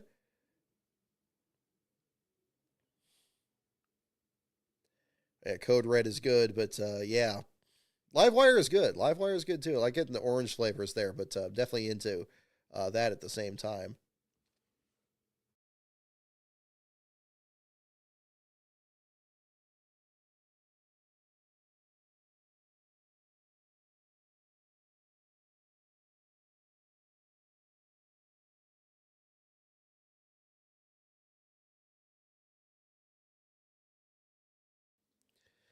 Alrighty. Jesse Love making his Cup debut at Bristol. Yep, saw a little blurb on that too, so that'll be interesting here in just a couple of weeks, and then getting ready for our trackside coverage at Rockingham and Talladega coming up. My opinion on Jesse Love, I'm coming around to him on that. Desert Fox, it's a good question. Again, I was apprehensive about it because I felt that Sheldon Creed was going to get his best runs out of that two car there at Childress. Although he had a very good season last year with Joe Gibbs, and he's had a decent start to the year with the Haas Factory team. So we'll find out if that's going to be a situation there too. But yeah, let's see here. But yeah, I mean, I think he's okay. He's solid. He seems like he's definitely inherited the super speedway skills from Austin Hill, because we saw back in Atlanta when Hill had problems, Love was right there. And the same thing we saw at Talladega last year when Love got his first win. So he does feel like kind of a big fish in a small pond a little bit, but maybe that's going to be something that's going to help him coming up there too. Let's see here. Where are we? Oh, yeah.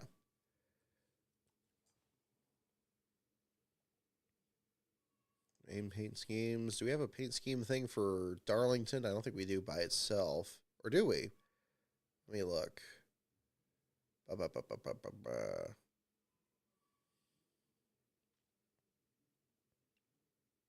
Looking down here.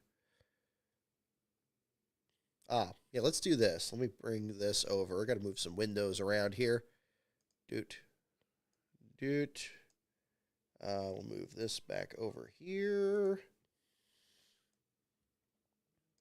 If I was a little more organized, I would sort this out before the other window here. Let's see. We'll do the race watch along one. Yeah. I am so excited about this. If we're talking about throwback schemes here, this one for John Hunter Nemechek, it is about time. I love this. I love this scheme right here. So again, apparently, I don't remember this very clearly, but yeah, Joe Nemechek had the black version of the Bell South car in the Bud Shootout, or I guess the Bud Shootout in '98. And this time here, running the black version of it. I like the green, the shades of green and yellow on here. It just looks great. I mean, it seemed like it was only a matter of time. I kind of expected them to run this last year, but obviously they had the 75th anniversary of the Petty team, so I can't really blame them for doing something different there at the same time. But yeah, I think that looks fantastic. You guys can go ahead, if you want to mention in the chat which ones you'd like me to review, I can go ahead and talk about them. I guess we can go through and see which ones we got top to bottom. And we seen an announcement for Chastain yet? I guess we haven't. I don't know. I know we had Cindrix for Darlington. Yeah, I mean that's solid. I would do the Earnhardt David Pearson paint scheme on there. I mean, having the numbers moved, I'm definitely of the same mind that for throwback weekend, it probably would be a problem to just move the number back to the door again. At least open the conversation there, because I mean they weren't against moving the numbers back to the rear of the car at Bristol a couple of years ago for the All-Star race. So I think that's another one to look at. Yeah, Xfinity has a bunch of good ones. Do we have just a page? Is there a good page that just has them? I know that sometimes we had that. It's just by race here too. Yeah, you're right. We have a lot of good throwbacks from here. Let me pull this up. We'll move back to the main screen here for just a moment. Let me see. Throwback schemes, Darlington 2025. There's got to be I'm sure there's articles that have these here.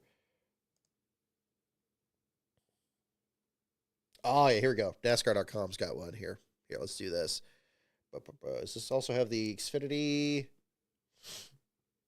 Excuse me. Race watch along. There we go. There's the go. Even better view of the two car there. Yeah, it looks pretty hip. I love the racing stripes on that one. That looks pretty good. Again, the number in the middle of the door would finish off the look. That would make it definitely a must-have of the diecast. Bubba doesn't have one? He doesn't have one, or he's not doing one? I don't know. This was really good. Love the 2003 Terry Labonte. Cool reveal of this week. Really enjoyed that. It just made me think back to just how cool the body styles looked back that year. And, I think I'm still more of a fan of what they did last year when they did the traditional Kellogg's cornflake scheme. Of course, that's still to me is like the iconic Terry Labonte scheme. But this one here, like the 2001 to 2003 scheme, the primary colors on it are just wonderful. And then the orange on top of it here, it just really pops. Looks fantastic. Looks great. Yep, exactly, Charles Peterson. You beat me to it. Yep. See how many more of these. Okay, so I do have to talk about this one because I did post on Twitter initially. It's like, oh, I see what they're going with. That's not bad. But then I actually saw the actual paint scheme because I was like, okay, I see this is the 94 Schrader paint scheme. And to me, that was enough. And I was going to be like, okay, yeah, that's fine. It's not great, but that's a paint scheme that doesn't really get a lot of attention. Kind of like we saw with Kyle Sieg running the 2002 Haviland paint job. But yeah, this one's not very good. I mean, clearly this bottom stripe down here needs to be this neon green. This needs to be like a darker green here for the number. They could have changed the font to the UniFirst logo to look like the Kodiak logo. They could have had the green be the middle of the nose here. That would have looked nice instead of just this little narrow stretch here. It's just wrong. It's just off. So yeah, I'm not a big fan of that one.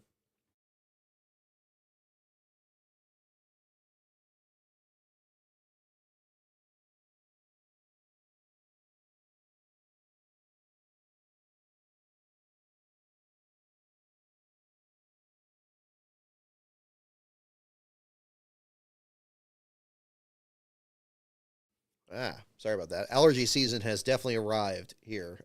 So I'll hang in through here. So I apologize if I sound a little stuffed up here. All right, going through the rest of these here.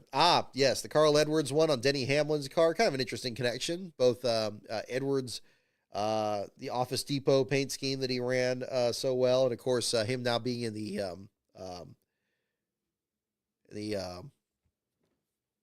Hall of Fame there is always pretty cool too. So yeah, no, I thought this one came out pretty good. Like with the colors there too. Fits a sport clip sponsor pretty good. So yeah, we'll see how that all shakes out. This one was clever. I mean, using this, changing the colors almost messes it up, but I see what they're going for. I mean, they really went for it. They got the Braun Racing numbers from his father Dave Blaney's Busch Series winning car. That crazy finish there with him and Matt Kenseth, I believe it was. And kind of integrating the Menards logo on there too. It's a pretty fun one. I mean, I don't mind that one. It's pretty good. It's not my top of the list there. I think when he ran the Jasper Engines car from 2003, that was really good. It's really hard to top that one. I just found we had a diecast of that that turned up in here in the house, and I was just looking at that. I was like, yeah, that was a really good one, and it looked great on the old car. But not bad, not bad. The sprint car paint scheme for DeWalt, for Christopher Bell there, that's on brand. Kind of a little different. I don't mind it. I mean, it's not the top of my list there. I mean, they always try to bring in another racing series into NASCAR with the paint scheme. It doesn't always seem to work well, but it does have a vintage look. You kind of get the older DeWalt logos on there. Looks cool, but no, not bad. This was nice. We talked about this on last week's show here, like the Jim Clark paint job there, and referencing the Wood Brothers pit crew helping out at the Indy 500. Much like the Austin Cindric one, I mean, it's going to look really nice from the front there with the stripe. I think looking down the backstretch, it's going to really show up pretty well there too. Bring back Jeff Gordon's 2015 Homestead paint scheme. Not bad. Not the first one I'd circle there, but they're probably cycling through just about all the Jeff Gordon paint schemes now. It's not bad. It's good. I mean, I remember how big of a moment that was. Lewis Hamilton showed up at Homestead there. It's hard to think of that as being almost 10 years ago, but there you are. But not bad. Not bad. I like this one here. The Jimmy Spencer scheme for the Haas factory team. Did not see this coming. Really incredible. And as somebody pointed this out online, the fact that what used to be basically Kurt Busch's ride at the Haas team and then a Jimmy Spencer paint scheme, if you think back to 2001, and this will be something that gets talked about much, much later in 500 days, the beginnings of the Jimmy Spencer Kurt Busch feud. That's interesting to see. I remember when this was new in 2002 and Spencer got in a wreck in the duels and missed the show. That was a shame because this car was beautiful on a Dodge. Even when Casey Mears, and gosh, he struggled so badly in 2003. The same mirrors that we saw in the Cup Series race today, they had the different font on the number there, and it really kind of finished the look. But he just really struggled on here. I know it looks weird without the STP one on here, but really like it though. Really came out pretty good. Eric Jones on that. I mean, talk about there's a bottomless amount of 43 paint schemes. I actually like the one they did last year with the big fender flares on the side. They kind of cut this out here a little weird behind both the tires. It was a shame it didn't get made in diecast. I thought that one last year was nice. But this is going to look good. I think this rocket red here on the nose is going to look really good. They did the 99 scheme a few years ago. They've done the 84 and the 92 and stuff. But yeah, this 98 version there was a really good one. Not the one that he won Andretti won Martinsville with, but he had a good season that year too. I'm not that impressed with this. They keep running this black Jimmy Johnson paint job from 2012, and I get it. The 200th Hendrick win and all that. That was a big moment. But I don't know. This isn't one I always circle on here. As much as I do like the stripes, it has nice stripes on the back of the car. I think I kind of like that. But I don't know. I mean, I'm waiting for the 48 team to kind of branch out and kind of do non-Jimmy Johnson paint jobs. We're just not there yet. But maybe one of these days. Oh, good. It does have Xfinity on here. Okay, great. Love the McMurray paint job. This one, I remember if you've watched the channel a long time there, I did that video promo for the Daytona 500 in 2011 and had that die cast of McMurray's car there on this. So I always had a soft spot for this one. I'm glad they had McMurray there to reveal that one. That would be pretty hip. Yeah, that one's pretty good. Yes, this one. Oh, this one's fantastic. The Ernie Irvan, the classic 1992 to or I guess what would that be? That would be more like 88 to 96. I mean, maybe 95. I think 96, they added a little swoosh instead there on the side of the car. But this one here with like the film packaging on the side of the car, just beautiful. I mean, hopefully, it's probably the best of the Xfinity ones. Really, really good. I mean, these small teams, they always just go for it. They got the actual font on the number and everything. Hard to think of having the Morgan McClure team be something in a throwback there, but really nice looking. Justin Allgaier bringing this one. He ran this a couple years ago, I think, but again, it's fine. It's kind of the old logo on the car. I don't have too much to say on that. The Sammy Smith one here on the 3 doors down paint job, kind of integrating the TMC sponsorship. It's fine. I don't have much of nostalgia for that there. The Chance 2 paint jobs. I didn't follow the Busch Series that closely there. I'm kind of go for more of the Cup Series schemes. The Adam Petty one, though. That said, this being a Busch Series scheme, this was gorgeous on Bubba Wallace's car at Darlington a few years ago. But seeing it on Daniel Dye's car, I have no problem with them running this every year on anybody's paint scheme. But that'll look good too. Yeah, again, love the different colors. Let's see here, Christopher Bell, another short track paint scheme here on this. Little inside reference there on that one with Rick Ferkel, seeing it on here on the screen. Again, I'm not too familiar with that driver's story, but again, it's fine. If it's particulars of the driver, it's always good to learn something new about it there. So I got no problem with that. This was neat here. Dollar General scheme on the Brandon Jones's car there too. Goodness, I need to get some more Kleenex.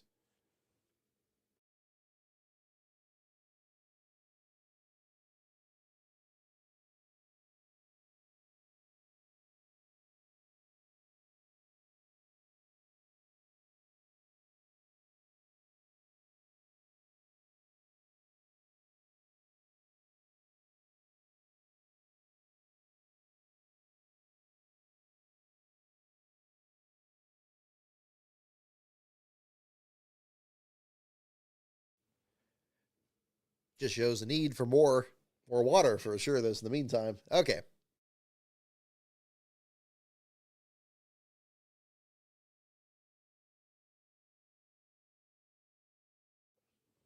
think I skipped a step in the morning routine. Okay. Yeah. So again, not a bad paint scheme on here. I like the turtle wax logo on the hood. Actually, that's giving me kind of references back to Robbie Gordon's old team a little bit. So that one's, yeah, it's not bad. I mean, I don't have that strong of an attachment to it. I mean, I was not a big fan of it because I was so used to the Home Depot scheme, and this was a big change that year. But it's not bad. It's fine. And of course, not too different from the that famous Martinsville moment with him and Logano. Now, on the other side, I am very nostalgic about this. How about that? Another McMurray scheme in here. This is 2007 Pepsi 400 winner for Dean Thompson. Loved this 26 car. I remember being in my brother's apartment watching this race on TV and that close photo finish between him and Kyle Busch. the last race for the old super speedway cars before the car of tomorrow came in at Talladega. Just, beautiful cars, a beautiful race. And this was beautiful to see in victory lane. And he came back from a yellow line penalty to win that race, which was very exciting too. So yeah, I like that one. That one's right. I put that right up there with the 4 car.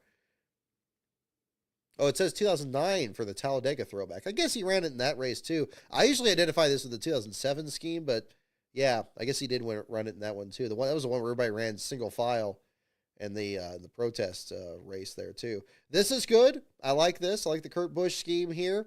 They got the piece of sod on the nose of the car there from the 2017 Daytona 500 win, so that's pretty cool. Yeah, no problems there. I really like this font on the for the Haas factory team. I think their car numbers look really good. Just get kind of tired of the old Stewart Haas numbers and the rebrand of all that. I think they did a decent job of it. I think it looks clean and it looks good. This is fun here. The 2001 Jeff Gordon scheme there from Richmond. And then making this fictional shirt here with Brennan Poole. I mean, a lot of fun. They had a blast with this. Alpha Prime just always steps up with this element here. And even had this reference to the Hendrick Motorsports logo on the nose of the car for Brennan's car. Great job. It looked like they had just a blast with this one. So that one too. Love this one here. Jimmy Spencer's scheme from 98 to 99. That old Winston Noble car. One of my favorites. It's just so clean. I love white accents on cars, and this is one that I always kind of circle there too. This is a wonderful tribute to that as well, to have Mr. Excitement there. The Capital City Towing paint job there on that. Or Capital City Hauling, excuse me. This is good. Finally, a Harry Gant scheme with the appropriate color for the green. Kind of this more faded, kind of hunter green kind of color here. Versus what we see on the Dollar Tree cars here. Really, really nice. Very nice. The white roof rails, the pinstriping here on the side, the font for the Harrison's logos. Really, really good. Definitely in the top 3 there for sure. Ryan Ellis, referencing back one of his old Legends cars here. I like this pattern here with the checkered flag over the fenders. That's really clever. Kind of like where they kind of experiment with series outside of NASCAR. And they really kind of you kind of create the illusion of a different body style. That's always pretty hip too. So I like seeing that as well. Oh, very good. This I like too. The actual Buddy Baker Crisco paint scheme here on the WeatherTech car for Connor Zilic. I love these numbers. This is something I would have liked more on Dale Jr.'s paint scheme. I know he had a similar number font there in his nationwide cars. He kind of did this blue and white deal. But I like this font better. It looks a lot cleaner. Looks like hopefully it could be mirrored numbers. I think that's going to look really, really nice. Hopefully get really sunny weather, hopefully for the Saturday race here, and they can really show these off really well. Let's see. We have it's just Truck Series winners. Yeah. I guess we don't have... It's not Truck Series this weekend, is it? Is it just Xfinity and Cup? I guess it is. We haven't seen any throwbacks in trucks. I'd have to look at that again. But, yeah, hang on. Looking here. Yeah, okay, that's right. Trucks take the week off, come back at Bristol. That's too bad, because Darlington actually has a good Truck Series race there, too. But, yeah, we'll find out if that's going to be something later this season. But, yeah, I think we're off to a pretty good start with the throwbacks this year. And hopefully we'll hear about some more of them here coming up.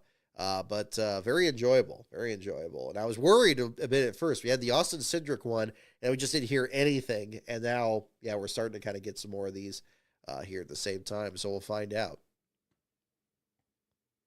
Yeah, 2 Spencer throwbacks in the same year. Yeah, that's right, because the Target one. Yeah, we got a couple of those. And they're both red and white. How about, what are the odds of that, too? So, yeah. All righty.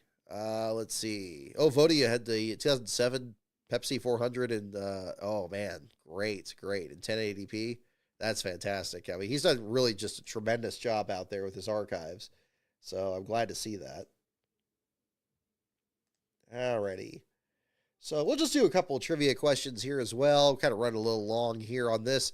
But again, thank you guys for tuning in and sticking around here on this. Let's see. We'll do a couple questions. I'll go ahead and just pick a couple from the NASCAR category because we don't seem to use that much. And we'll go ahead and jump into this.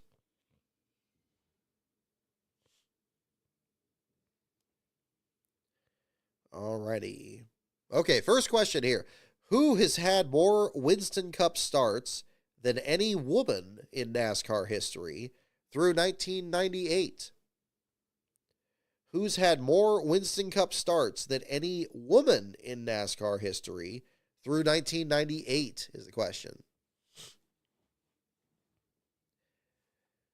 Yeah, really, really, really good paint schemes here at the same time. Oh, while I'm also mentioning it here, the next video, the Cartoon Network video, coming along very well. I was hoping to start rendering them tonight. I still need to add some more visuals in there, but we're still moving at pace on that. I hope maybe by midweek I should be able to start rendering the videos. Hopefully, we'll see. Fingers crossed on that, because I want to be able to get this released before we actually go on the trip to Rockingham, which is going to be April 14th, is we're going to be heading out.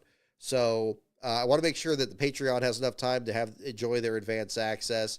You know, it wouldn't hurt to have it maybe released while we're traveling down. That might be the alternative. Maybe I can just do it. Actually, that might actually not be a bad idea. You know, if it ends up getting pushed to that last week, then I can just have it released during that week, and I'll be traveling anyway. Actually, you know, that might actually not be a bad idea, because then I could be more present for the, you know, I might do that. Yeah, I'm just thinking about that now. So I could actually be more present for the premieres, because otherwise it'd be tricky, because I got to leave work and make sure I get back here in time. That might be a little tricky, especially if I'm maybe catching up on stuff on that. So we'll see. We're gonna kind of work that out, but we're very close to getting that done, and I'm very excited about it. I think it's coming together very nicely here. Brian Hallman has again been sending some great pictures there on that. Getting some more video content in there, and yeah, just trying to finish it off. I just want to make sure, fingers crossed, to make sure everything, you know, uploads correctly and everything. But once it's set, we should be good to go on that. Andrew Bremner, next Rise of the Field Fillers in 500 Days episodes. Next Field Fillers script is pretty much ready. I need to review it one more time before I record it. I don't anticipate recording that until after we get back from Talladega, so that'll be early May. So maybe get that done in May if we can get that there. Next 500 Days will probably be after that. So it depends on that there. You know, the Talladega script is going to be a bit longer. It's going to cover a couple of races in there as well. So we'll find out how that goes. But yeah, we're going to have some exciting stuff here very shortly. Who's had more Winston Cup starts than any other woman in NASCAR history through 1998? And a lot of you got it. Indeed, it is Janet Guthrie is the correct answer. Janet Guthrie.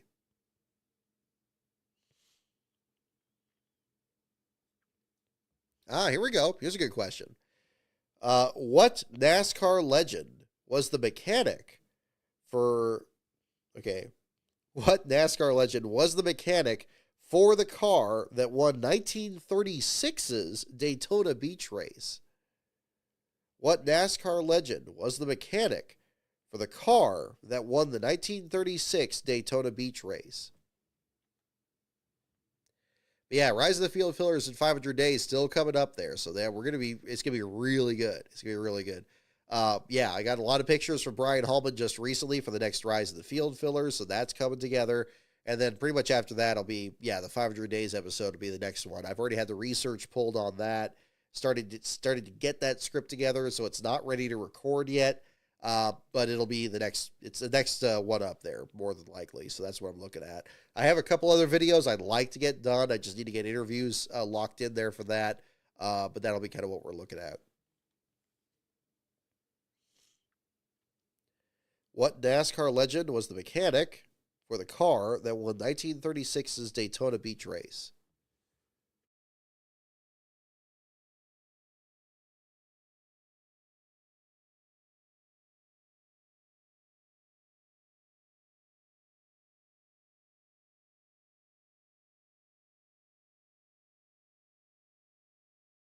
Got to keep the label out.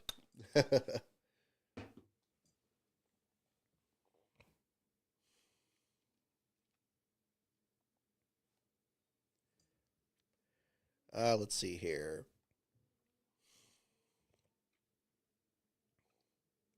What NASCAR legend was the mechanic for the car that won 1936's Daytona Beach race. Okay, we got guesses for Buck Baker, Smokey Unick, Red Byron, Lee Petty, Bill France Sr., Red Byron. Okay, let's see. This is actually, this is a tricky one. I'm not sure. What NASCAR legend was the mechanic for the car that won 1936's Daytona Beach race? The answer is Bill France Sr. A few of you got that. Bean Boy 89, you got it. Did anybody else get it? Maybe it was just Bean Boy. There you go. Oh, no tires, just gas. You got it too. There you go. Bill France Sr. That is indeed the correct answer.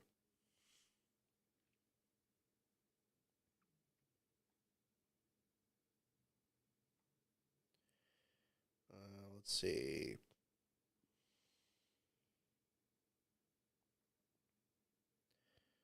Maybe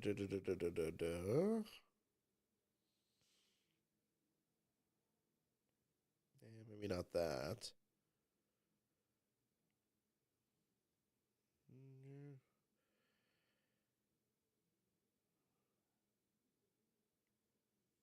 Oh, this is interesting.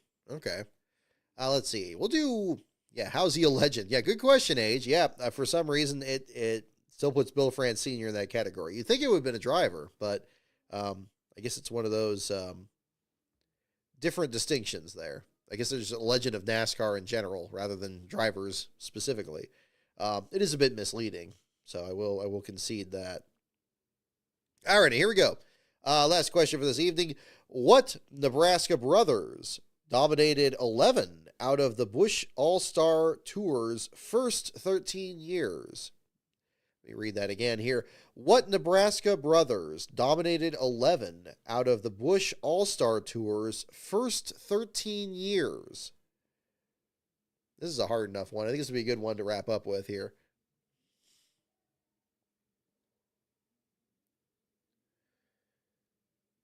Keegan Schneider did a Sporkle quiz. No, I wasn't sure of that.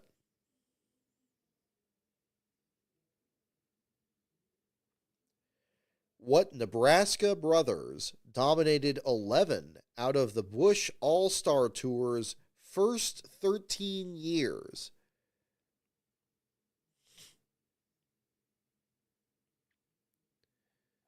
Let's see here.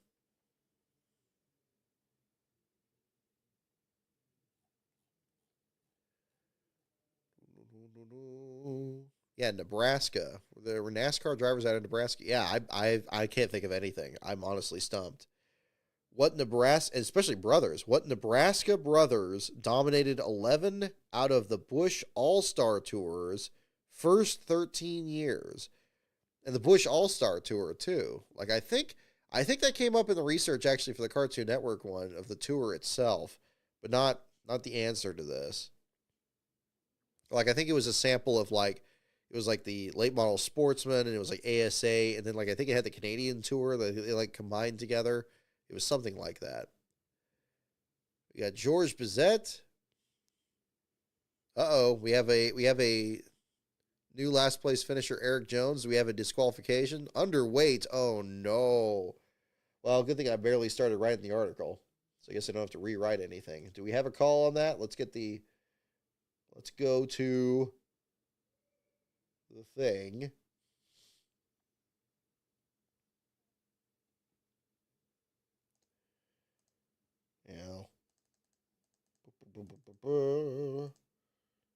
Going over here. There it is. Eric Jones in 24th has been disqualified for failure to meet minimum weight requirement. Rest of the cars in tech were good. This will be 9 seconds ago. 9 seconds ago from Bob Pockrass's page. So, yeah, very quick on you guys. No. I got to get my graphic up here. Okay, hang on. Let me get my... Where is it? I got to do my last... to get the position change here again. I'm glad we get it on the show here. I figured, I was starting to think, it's like, well, what if I end the show and it's going to be a last change again? It's like, oh, what are the odds of that? I got it. I got to do an Eric Jones article. Boom. There we go.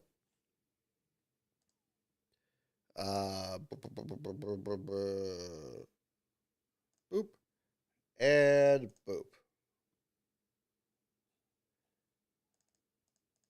Ta-da! There we go. Now we got your last change on that.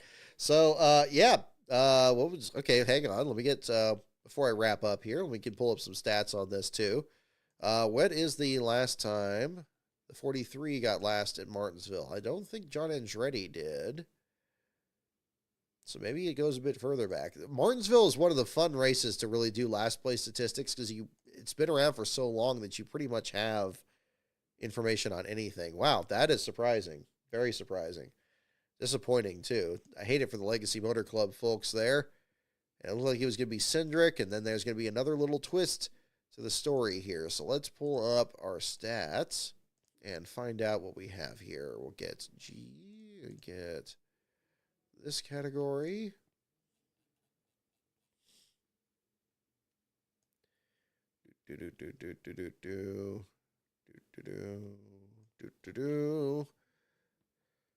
Last time, it's actually not that long ago. Looks like April 3rd of 2016 with Eric Almirola. Had an engine failure after 206 laps, also of the spring race. And then before that, you go to 2007 with Bobby Labonte.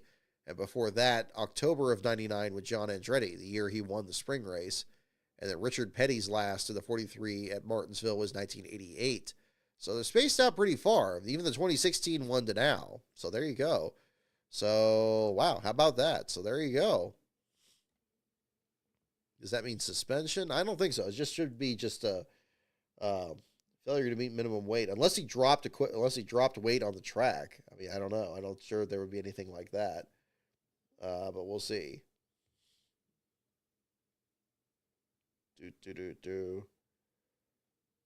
Wow. Okay. Well, cool. Well, all right. Well, then that's going to be the article for later tonight. So that'll be Eric Jones on the feature. So I don't have too much to delete on that. I just kind of started the outline once Cindric pulled in the final couple of laps there. So that made for kind of an interesting play-by-play there. But that will probably about do it. So I'm going to go ahead and wrap up the show here for that. So again, congratulations, Denny Hamlin. So apparently the win still stands. You don't have any calls from other inspection issues here for Hamlin. So he should be good here in the meantime. But regardless, yeah.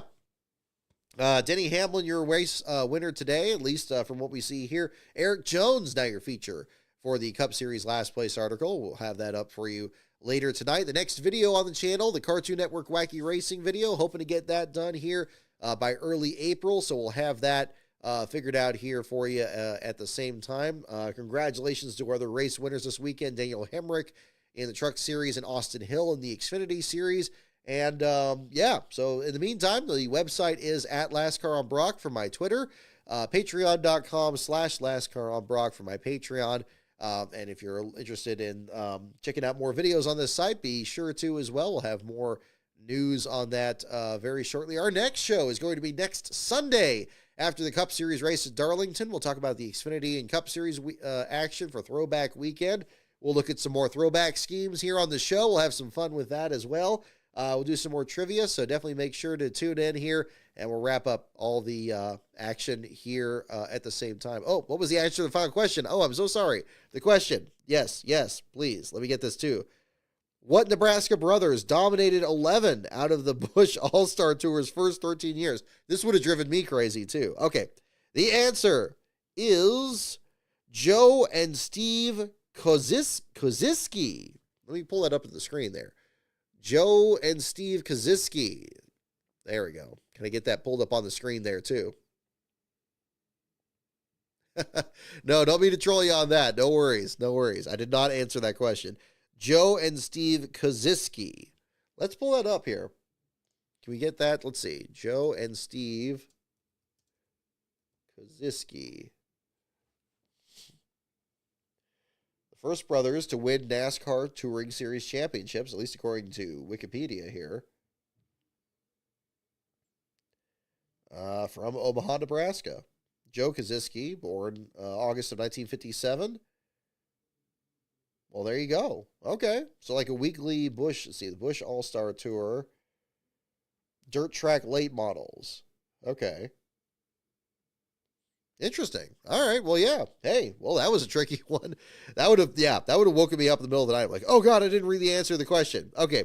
So Joe and Steve Kaczynski. Sorry about that, folks. We do have the answer to the trivia question there as well. So let's see. So there we go. Yeah. Alrighty. I'm not forgetting anything else. And I make sure I didn't miss any super chats either. I think I got everybody's on there too. Doesn't hurt to double check here at the same time. I need to get my allergy meds here. It's messing me up. So we'll get that all straightened out. So with that will do it for the show here this week. We'll have our next show next Sunday at Darlington after the Cup Series race there, the Goodyear 400. We'll talk about the Xfinity and Cup Series action. We'll look at throwback schemes, and we'll go from there. So thank you again, everyone, for tuning in. Have a wonderful evening, and we'll catch up next week. Take care, everyone.